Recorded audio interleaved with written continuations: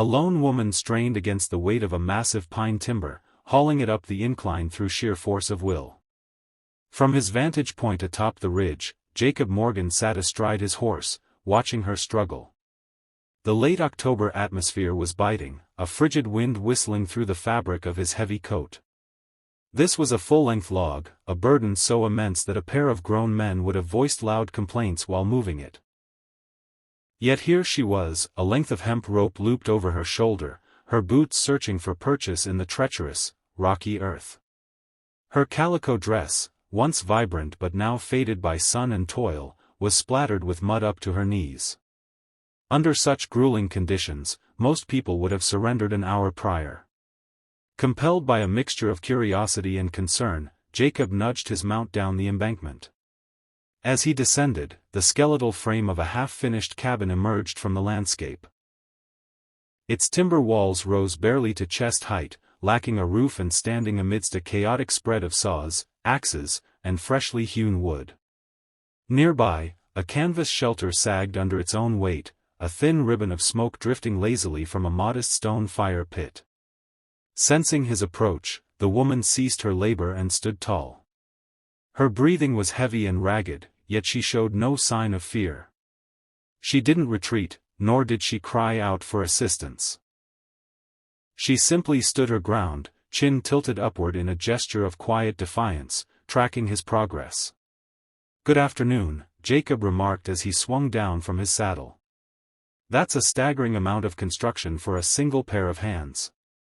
"I have no requirement for the charity of passing strangers," she replied. Her tone remained remarkably steady, though her fingers gripped the hauling rope with a white-knuckled intensity, as if she were prepared to wield it as a lash if provoked. Jacob turned his attention to the structure, his eyes tracing the joints. "Those walls won't survive the season without proper cross-bracing. There's a tempest brewing on the horizon, 2 weeks out, if we're lucky." "I shall find a way," she insisted. Jacob shifted his gaze back to her, truly observing her for the first time. A jagged, pale scar traced a path from her left temple down to the edge of her jaw, standing out starkly against her wind-burned skin. "Fire did that," he surmised, his voice low. At his words, her posture stiffened, her shoulders rising in a defensive hunch.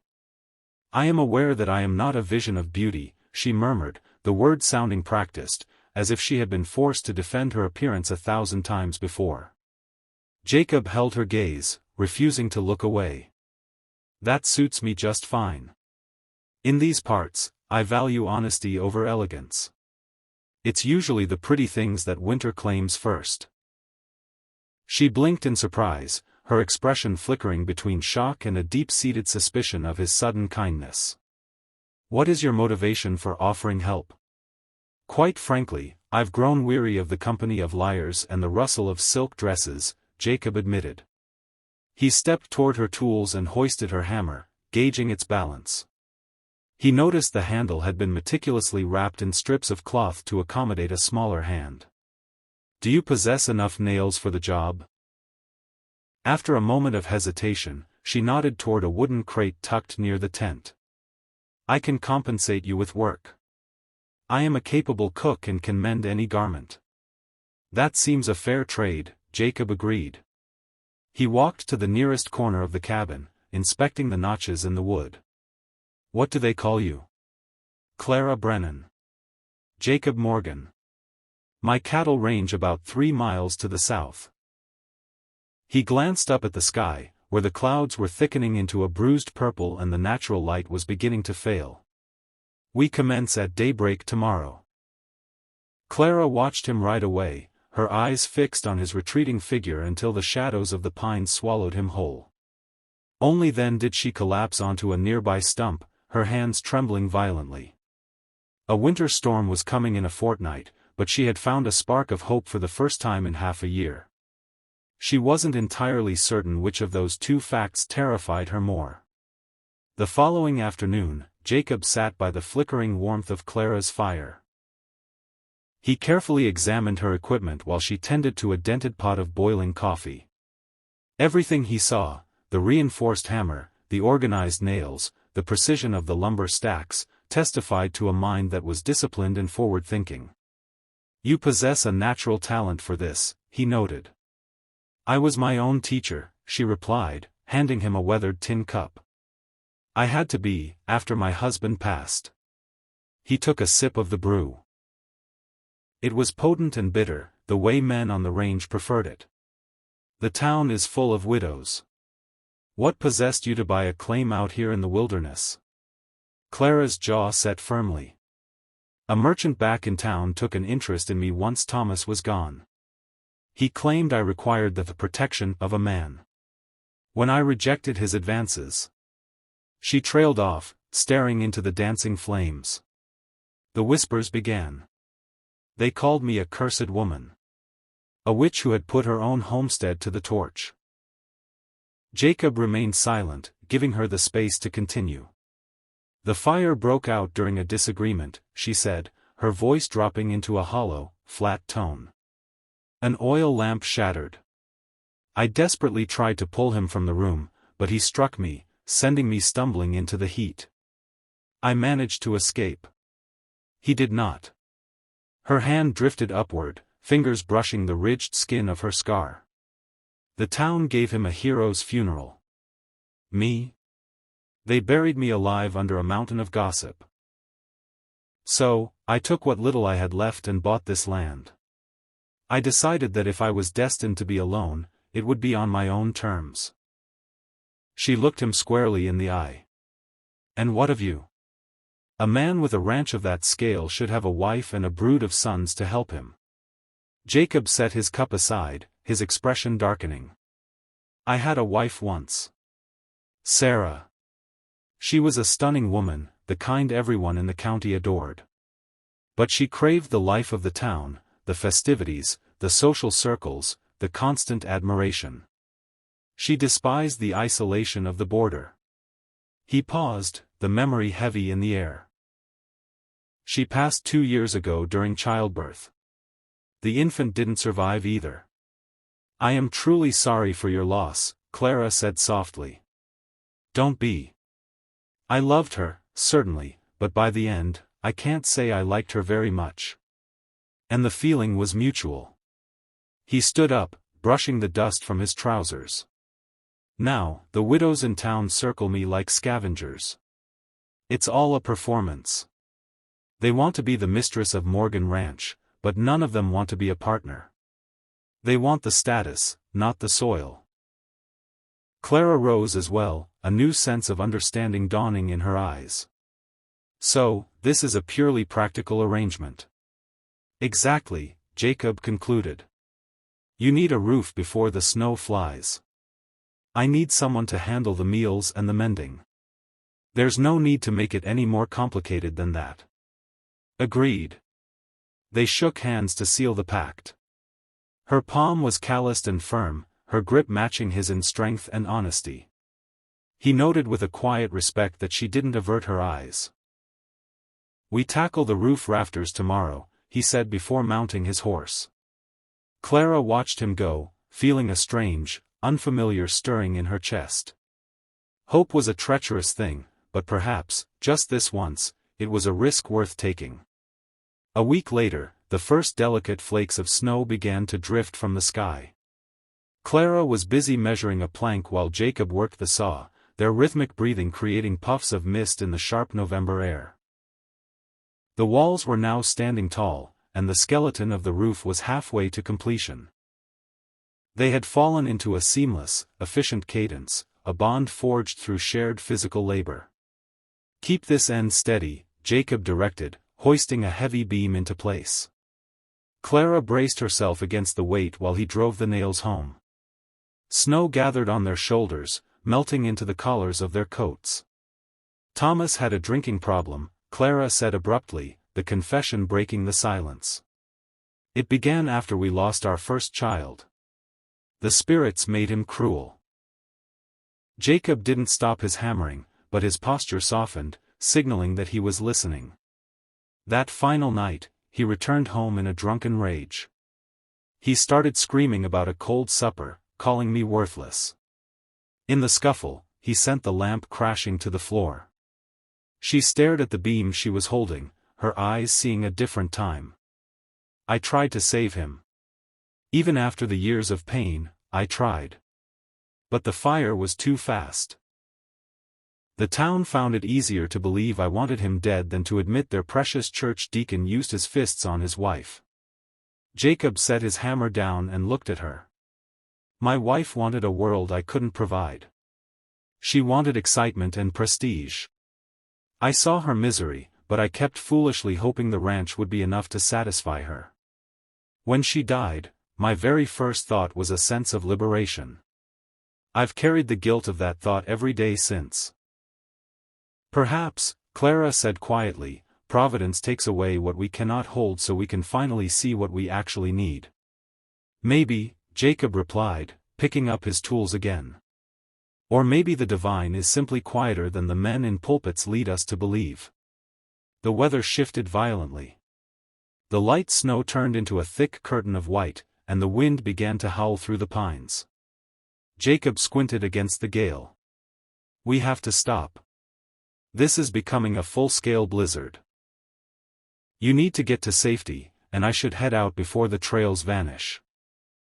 It's already too late for travel, Clara noted, looking at the whiteout conditions. Jacob worked quickly to secure a heavy tarp over the exposed roof. I'm staying.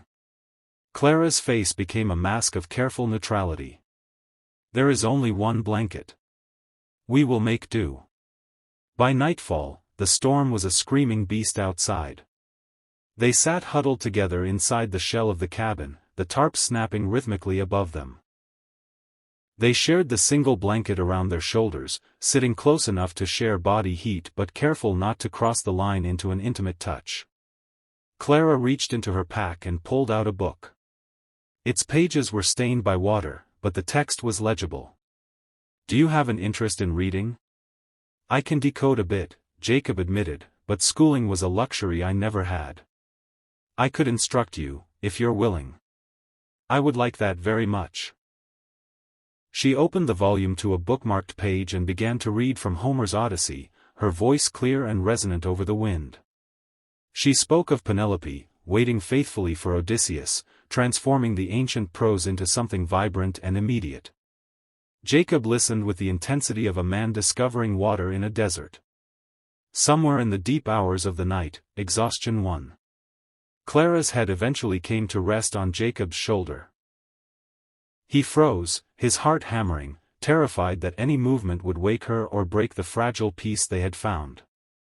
At the first light of dawn, she stirred, realizing her position.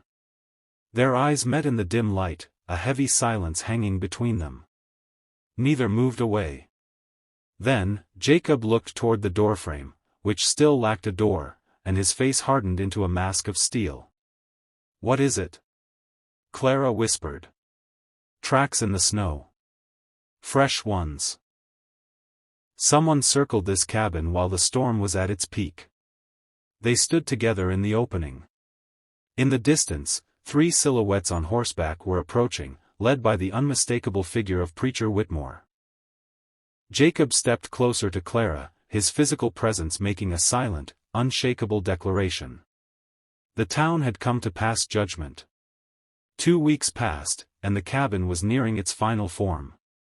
The door was hung, the windows were sealed against the draft, and the stone chimney drew smoke perfectly. Clara was busy chinking the gaps between the logs with plaster while Jacob fitted the external shutters. For the first time, the sound of humming filled the clearing. Jacob was providing a soundtrack to their work.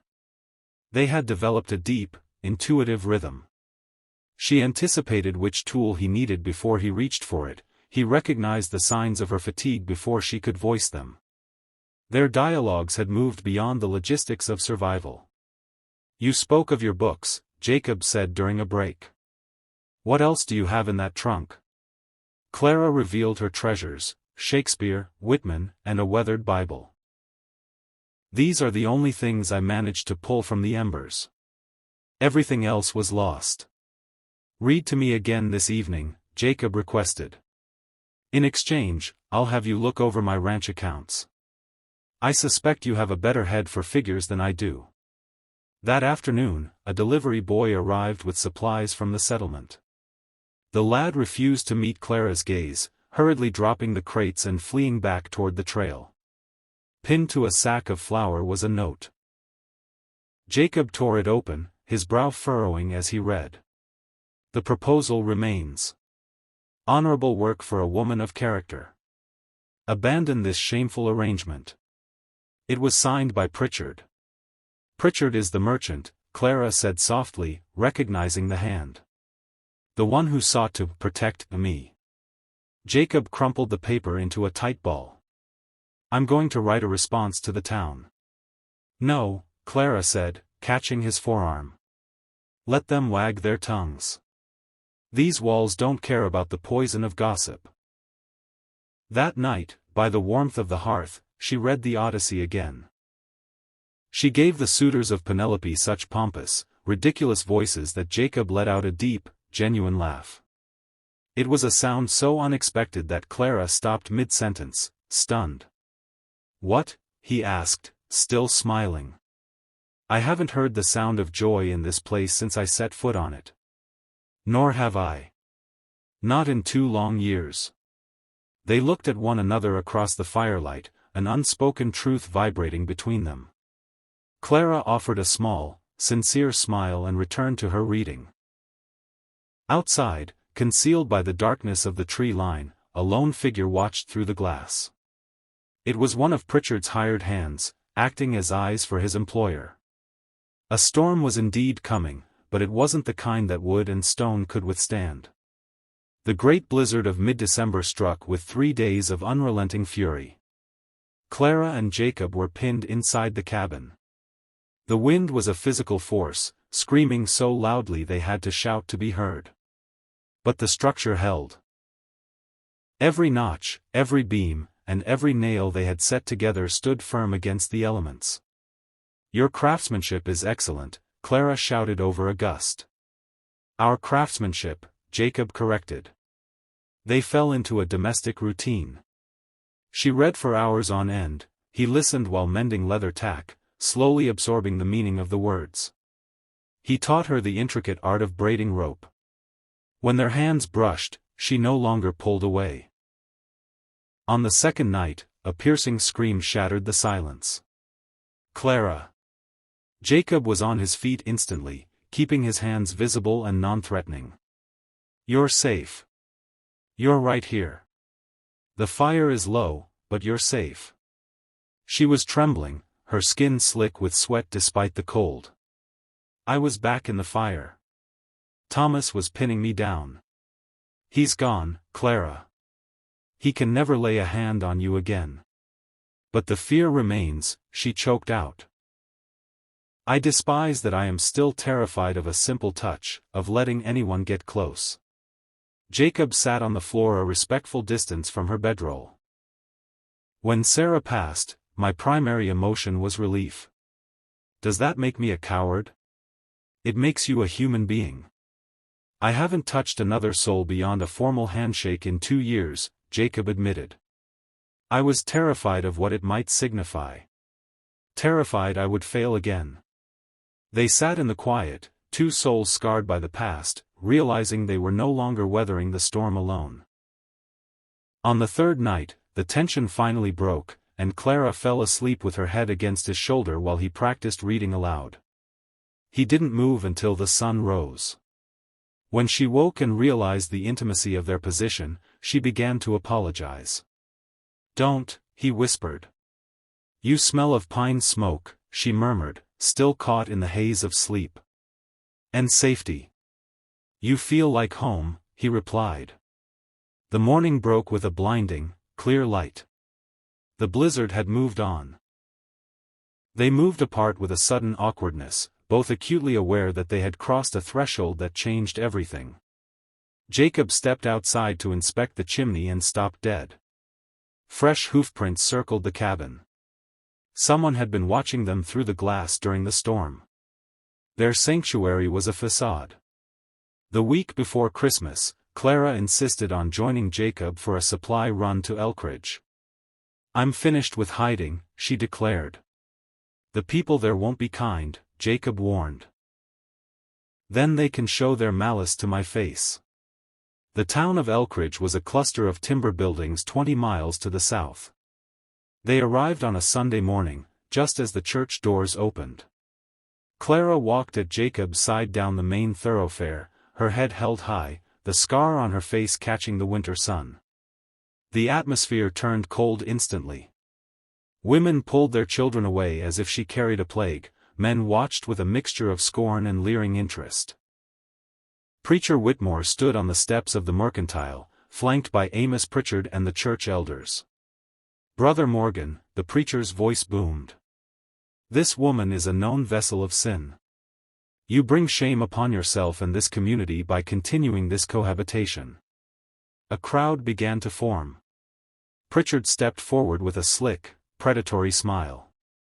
"Clara, my offer is still on the table. Respectable work at my boarding house. Save your reputation before it's too late. Put an end to this." The trap was expertly laid. Public shame, social exile, and the crushing weight of collective judgment. Jacob felt a wave of old panic. He remembered Sarah's obsession with appearances and how he had spent years maintaining a lie for the sake of the town's opinion. "It's just labor," he heard himself stammer. "The cabin is nearly finished." The words felt like ice. Clara went deathly still beside him. Just labor. He had minimized everything. The shared vulnerability, the midnight readings, the trust they had built, reducing her to nothing more than a hired hand to save his own skin. "See?" Pritchard's grin widened. "Even he knows you aren't worth standing up for, Clara." Without a single word, Clara turned and walked back to the wagon. The journey home was conducted in a silence that felt eternal. When they reached the cabin, she climbed down and spoke without looking at him. "Do not return. The construction is complete. Our agreement is concluded." She stepped inside and shut the door he had hung, directly in his face. Jacob sat in the wagon as the snow began to fall, realizing the magnitude of his failure. He had traded truth for a hollow reputation, just as he had done in his marriage. But this time, he had destroyed something that actually mattered. Christmas week was a period of bitter isolation. Jacob sat in his ranch house, a bottle of whiskey on the table, staring out the frost-covered window at his wife's headstone. The house was sturdy and warm, yet it felt as hollow as a tomb. He had proven himself a coward once again, choosing the approval of small-minded people over the woman who had shown him what real strength looked like. He had called her labor to avoid a scandal. The bottle remained corked. Alcohol wouldn't numb this regret. 3 miles away, Clara worked until her muscles ached. She finished the barn door, the fencing, and every minor repair. She worked like a machine, her mind purposefully blank. She should have known better than to trust. Men always retreated when things became difficult, especially the good ones, because their betrayal cut the deepest. On Christmas morning, she found a small bundle on her doorstep.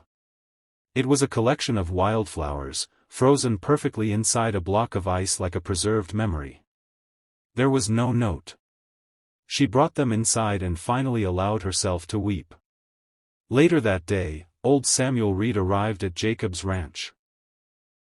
Samuel was a man carved out of saddle leather, the mentor who had taught Jacob everything. "You look pathetic," Samuel remarked from his horse. "I feel worse than I look."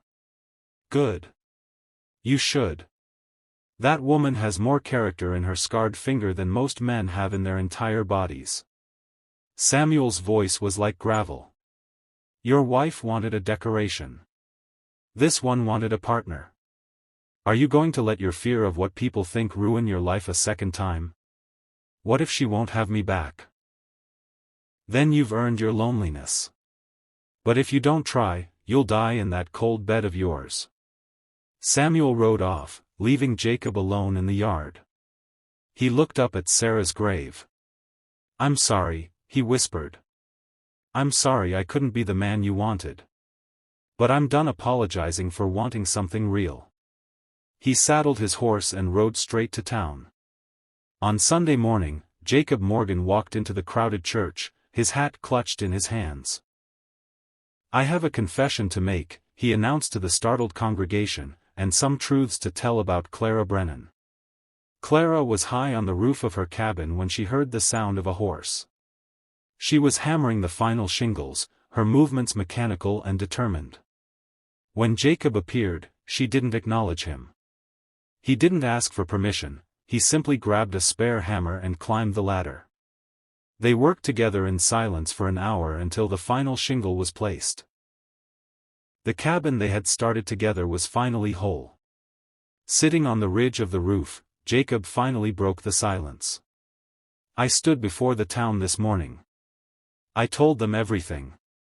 I told them I was a coward for calling our life work, just to save my own pride. I told them you were worth more than all of them combined. I told them that if they wanted to judge a sinner, they should look at me, because you built a life out of ashes while they were busy throwing stones." Clara waited, her heart racing. "I'm not a man of eloquent words," Jacob continued. "I proved that last Sunday.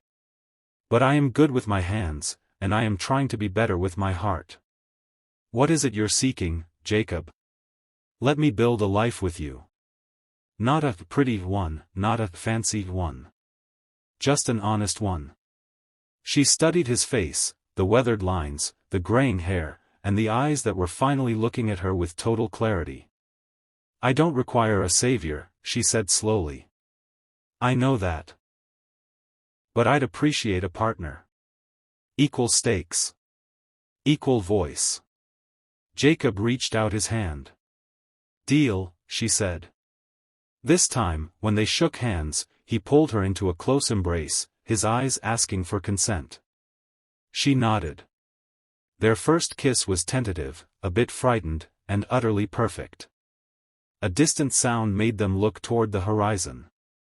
A line of wagons was approaching. "What is that?" Clara asked. "The town.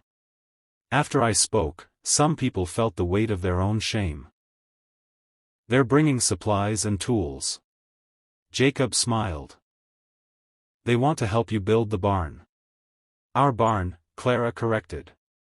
They climbed down as the first wagon rolled into the clearing. Families with children, men with saws, and women carrying baskets of food. Preacher Whitmore was there, looking humbled and apologetic. Even Pritchard was in the line, though he kept his head down, unable to meet anyone's eyes. The community that had sought to break them had come to help them build. By late March, the first true day of spring arrived. Clara woke up in her cabin, the sunlight pouring through the windows Jacob had installed so perfectly. He was asleep in a chair by the hearth. He had spent the winter months courting her properly, returning to his ranch most nights to give her the space she needed. She watched him sleep, the man who had chosen integrity over ease. His face looked more peaceful than she had ever seen it. He stirred and met her gaze. "Morning. Morning." They prepared a meal together. Eggs from her new hens, bread she had kneaded, and coffee he had brought from the mercantile. It was a partnership of easy silence and shared purpose. Afterward, they headed out to the garden plot. They spent the morning turning the soil, planting potatoes, beans, and wildflowers along the perimeter because Clara wanted a splash of color. A rider approached around midday. It was Pritchard. He removed his hat, looking uncomfortable. "Miss Brennan, Mr. Morgan. I came to offer my apologies. I misjudged you." "You didn't misjudge us," Clara said calmly, not pausing her work. "You simply couldn't see anything beyond the surface. It's that simple. I hope we can move past this." "We have. But we won't be doing business. Good day, Mr. Pritchard." He left, stripped of his power to wound them. As evening fell, turning the mountains to shades of violet and gold, they sat together on the porch bench Jacob had crafted for her. "Marry me," Jacob said softly. Whenever you feel ready. Tomorrow, or years from now. I'm not going anywhere. Clara took his hand in hers. Ask me again when the wildflowers are in full bloom. I want to say yes when the whole world is coming back to life. That's a deal. They sat in the deepening twilight, watching the first stars pierce the sky. The cabin stood solid behind them, a monument to every shared nail and every difficult conversation. The barn was a silhouette of strength nearby, and the garden held the promise of the future. You know, Jacob whispered, you are truly beautiful. Clara touched the scar on her face, a small smile playing on her lips. I am scarred, Jacob. Exactly. To me, it just shows that you fought and you won. Night settled over the valley, the light from the cabin windows glowing like a beacon. In the meadow, the first hardy wildflowers were beginning to push through the earth, small and relentless. Beauty may fade and elegance may crumble, but a life built on honesty can withstand any winter. And when the spring inevitably arrives, a love forged through labor blooms with a strength that no storm can ever uproot. The cowboy and the woman with the scarred face sat together, building their tomorrow, one quiet moment at a time.